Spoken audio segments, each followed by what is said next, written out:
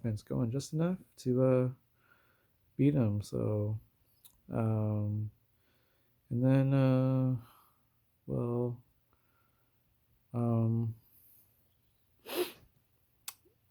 the thing about the 49ers is that their rookie quarterback, who's been doing pretty well and hasn't lost in like 2, 3 months, he actually got hurt in this game. And then their backup quarterback, who was Josh Johnson, who used to be a great quarterback for the University of San Diego here in San Diego.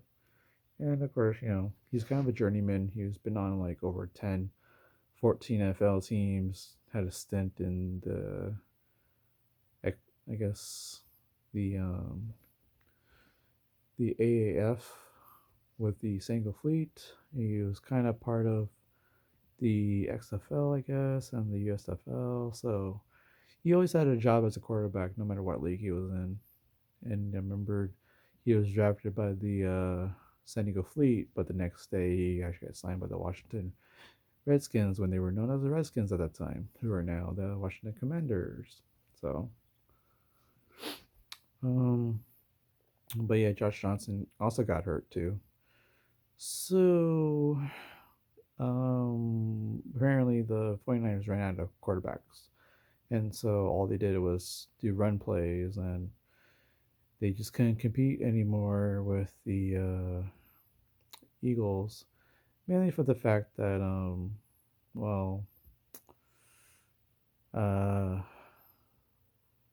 the fact that the 49ers can't pass the ball in any way, shape, or form, and they were sitting ducks against the Philadelphia Eagles. So the Eagles picked them apart, and they won in impressive fashion. So we got Eagles versus the Chiefs. Gonna be a good one. Um, I'll probably do like a prediction before the Super Bowl, but I'm gonna tell you right now, I am be picking the Philadelphia Eagles to beat the Kansas City Chiefs to win Super Bowl 57. So, um, I also wanted to talk to you guys about the WWE's Royal Rumble. It happened on Saturday night. Let's see. There was a pitch black match between Bray Wyatt and LA Knight. Matchup was pretty decent. Bray Wyatt won. Um, he wore some face paint that made it glow in the dark, so you could see what was happening.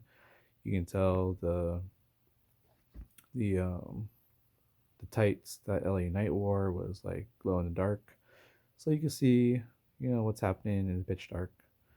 So when Bray Wyatt um, got the Sister Abigail on LA Knight, won the match. Um, then Bray Wyatt chased LA Knight. LA Knight had a kendo stick, but it didn't really do anything every single time he hit him. He just absorbed it. And then Bray Wyatt subdued LA Knight on top of some sort of um, like kind of like a table, but it was on top of like some sort of box. And then all of a sudden, you see Uncle Howdy on top of a high structure, and Uncle Howdy jumped off that structure and landed kind of on LA Knight. You might have noticed that Uncle Howdy might have overshot LA Knight when he jumped off the platform, but there were some fireworks after the jump and landed on LA Knight, so kind of a small botch, but I don't know if a lot of fans would have seen it. You could probably tell that he might have overshot him, but you know, it's all for um, special effects and that whole holy shit effect when someone jumps off very high and lands on somebody, and it wows the crowd. So, um, and then there was Um, I think it was the Raw Women's Championship match. Champion Bianca Belair faced off with challenger Alexa Bliss. It was a good match for the most part. Um, uh, Bianca Belair did get the big victory and retained her title. Alexa Bliss is having some internal struggles, and it looks like Uncle Howdy will eventually bring Alexa Bliss back to the evil side. And so we're waiting for that storyline to develop even more. So um, I'm kind of curious how that's going to work out between Bray Wyatt, Uncle Howdy, and Alexa Bliss. So, um, hmm. And then the Roman Reigns, the undisputed WWE champion, Universal Champion, undisputed WWE Universal Champion. Defended his side against Kevin Owens again. Good matchup, a lot of close calls. Um, but in the end, Roman Reigns was able to get that final spear and Superman punch to put away Kevin Owens. And then, even though he won, here comes the interesting part post match. So the whole bloodline decided to keep beating up on Kevin Owens. They actually handcuffed Kevin Owens, both of his hands, onto the ropes. And so the Usos were super kicking him like 12 times together. And then Roman Reigns wanted to give a chair shot to Kevin, but Sami Zayn stepped in. But Sami was saying that Roman Reigns doesn't need to do this. But then now Roman Reigns asked Sami to go do it, swing the chair at Kevin's head. But he said he didn't want to do it. And so with the chair in Sami's hand, Sami Zayn actually hit the back of Roman Reigns with a chair, and it shocked everybody. And then the Usos, or one of the Uso brothers, and Solo Sakai ended up beating up Kevin Owens. The only person who didn't beat him up was Jey Uso, who vouched for Sami Zayn. So you can kind of feel the emotional investment in there, and you can kind of see Jey Uso just can't believe what's happening, and he just walked away on his own. And so there's like a big strife divide going on within the bloodline, and you know, Sammy was trying to defend Jey Uso when it counted, and Jey Uso finally accepted Sammy into the bloodline. But now that Roman Reigns pretty much kicked out Sami Zayn for his betrayal, and now Jey Uso has to kind of decide if he's gonna, you know, may have to address the elephant in the room. So this might be quite possibly the end of the Usos, or the Usos as tag team champions, undisputed tag team champions, actually. So that should be fun to watch for the next month or two. Um, let's see. Um, let's start with the women's Royal Rumble. The Royal Rumble was pretty decent. Um, it started off with Rhea Ripley. She went as number one. Liv Morgan was number two, and both lasted pretty a long time. And you had the faces of Bailey, you saw Asuka, you saw Becky Lynch, um, you saw Michelle McCool, you saw Xia Li, Selena Vega, who was dressed up in her Street Fighter outfit because she's accepted a role in the new Street Fighter game with her voice. So, um, but yeah, um, it was a fun Royal Rumble, and Rhea Ripley, she outlasted everybody. She lasted for an hour 2 minutes, or an hour 1 minute, and she went coast to coast. First lady to go number one, and was the last lady standing.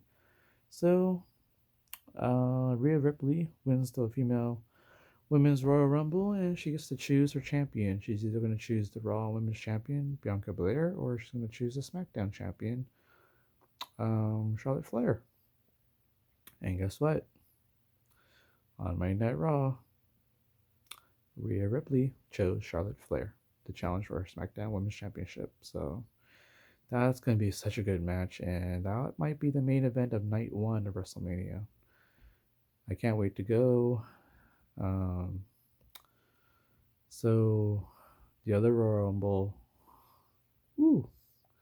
So the other Royal Rumble, um,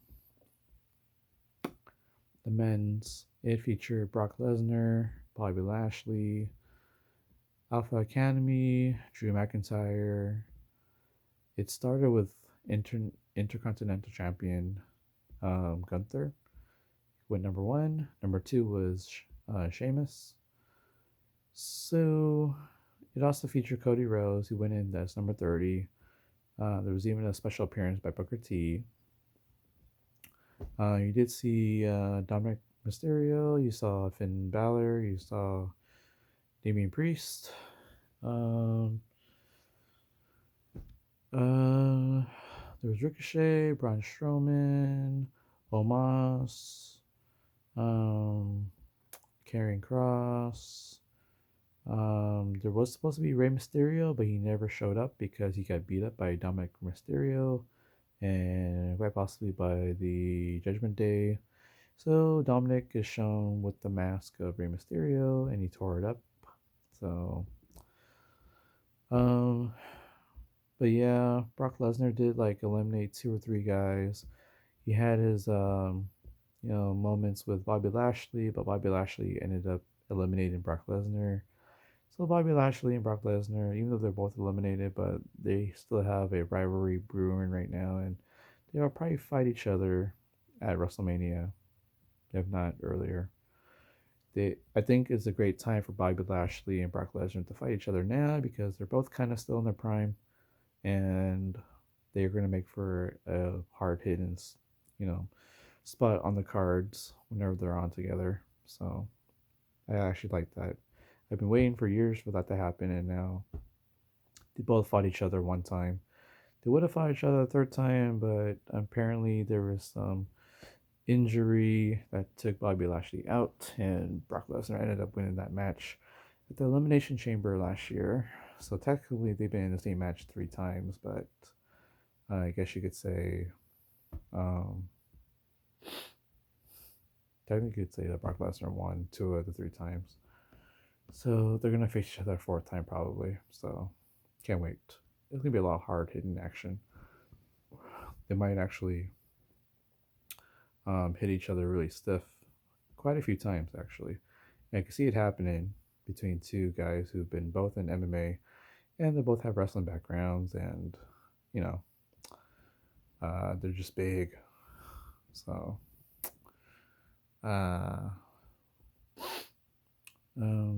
so yeah, Cody Rhodes ended up eliminating Gunther.